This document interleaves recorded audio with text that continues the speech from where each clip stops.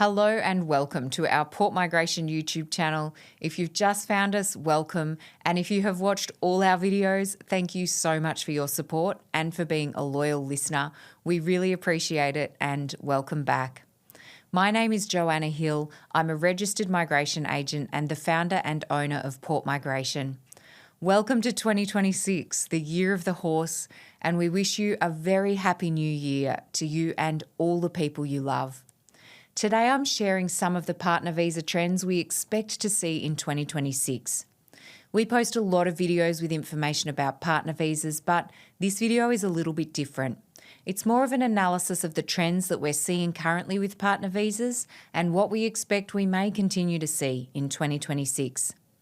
Before we continue, please like this video, subscribe to our YouTube channel, and share this video with your spouse, partner, or fiancé. So, what are the partner visa trends we're seeing currently? What do we expect to continue to see in 2026? We've been helping couples apply for partner visas since 2015, so it's quite a wide lens through which to look at what's happening currently. And that's what we're talking about in this video. So it's relevant if you're applying for a partner visa now or if you're planning an application during 2026, or if you have an application that's currently waiting in the queue to be assessed. When I talk about partner visas in this video, I'm only talking about the Subclass 820-801 onshore partner visa, the Subclass 309-100 offshore partner visa, and of course the Subclass 300 prospective marriage visa. This video only relates to those visa subclasses and not to any other visas.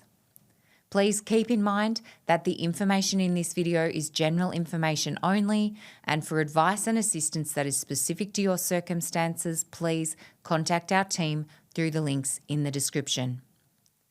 Our goal here at Port Migration is to make partner visa applications simple and stress-free for our clients. So check out the podcast, download the free partner visa guide, and we are here to help with your application from start to finish. So to engage our services, reach out through the links in the description. So what partner visa trends are we seeing? What do we expect to continue in 2026? Please keep in mind that I am a MARA registered migration agent. At Port Migration, we don't make the rules. Home Affairs make the rules. At Port Migration, we help our clients successfully navigate the system and the rules as they apply to their situation. We've been doing this for 10 years, so this video outlines some of the trends that we're currently seeing as we work with our clients through the lens of a decade doing this work. The first trend I'm going to talk about is the continued high level of scrutiny of visitor visa applications. There's been a lot of talk in the past 12 months surrounding an increase in refusals of applications for visitor visas, particularly the Subclass 600. I'm mentioning this first because this really impacts partner visa applicants. If you're familiar with our content, you will have seen our videos and blog articles about common pathways that couples take when applying for a partner visa, and you can check out those resources. The pathway of applying for a visitor visa, then a partner visa, is still one that we're seeing often, but the reality is that there are applicants who are applying for the Subclass 309-100 visa offshore because they've not been granted a visitor visa. There are a variety of reasons for visitor visa refusals. Comment below if you'd like me to talk about this more in another video. This will be a very long video if I talk about it here, but essentially, we expect to see the trend continue that visitor visa applications will receive a very high level of scrutiny in 2026. Our tip if you're applying for a Subclass 600 visitor visa in 2026 is to keep in mind that a visitor visa application is not the same as a partner visa application. The requirements for a visitor visa to be granted are different to the requirements for a partner visa to be granted.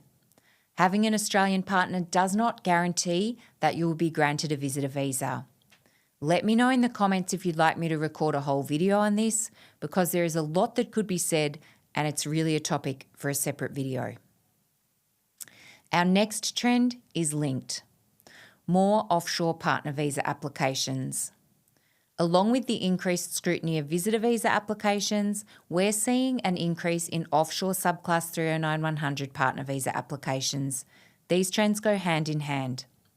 We're seeing couples apply for the subclass 309-100 because they can't get onshore to apply onshore, so that pathway isn't an option for them. We're also seeing couples applying for the prospective marriage visa who want to marry in Australia but don't have another pathway to get here to do that.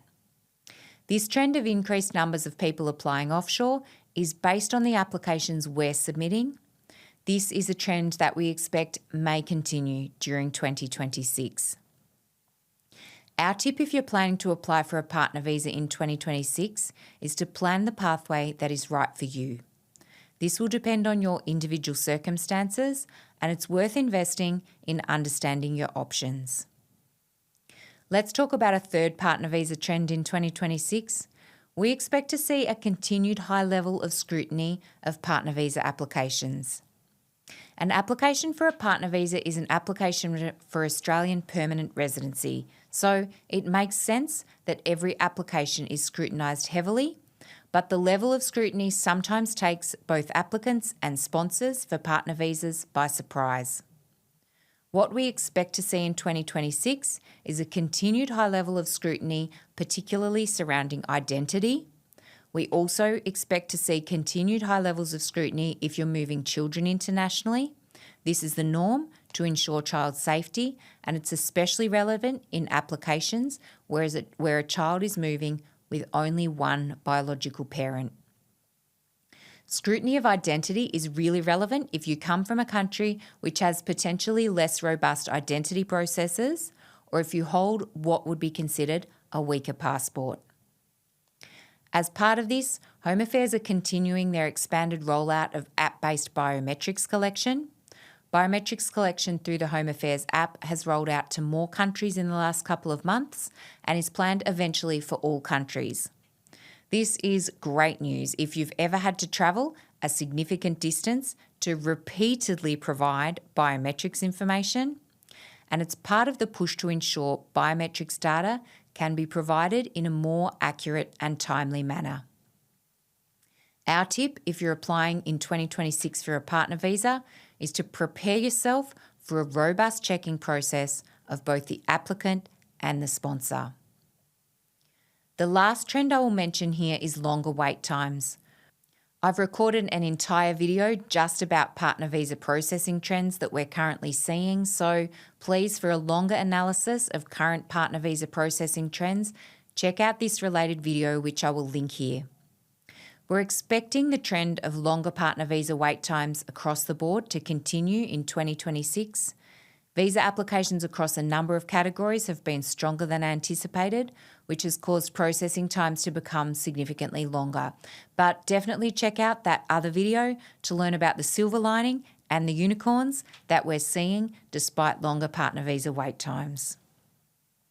Our tip if you're applying for a partner visa in 2026 is to try to have realistic expectations to minimise the stress you experience. Like and subscribe to stay up to date with current processing times. We aim to make this information accessible through these videos because we know that helps our clients to manage their expectations. So those are the trends we're seeing and won't be surprised if we continue seeing heading into 2026. Trend 1 was increased scrutiny of visitor visa applications, which is linked to Trend 2, an increase in offshore partner visa applications. Trend 3 is continued high scrutiny of partner visa applications, particularly surrounding identity.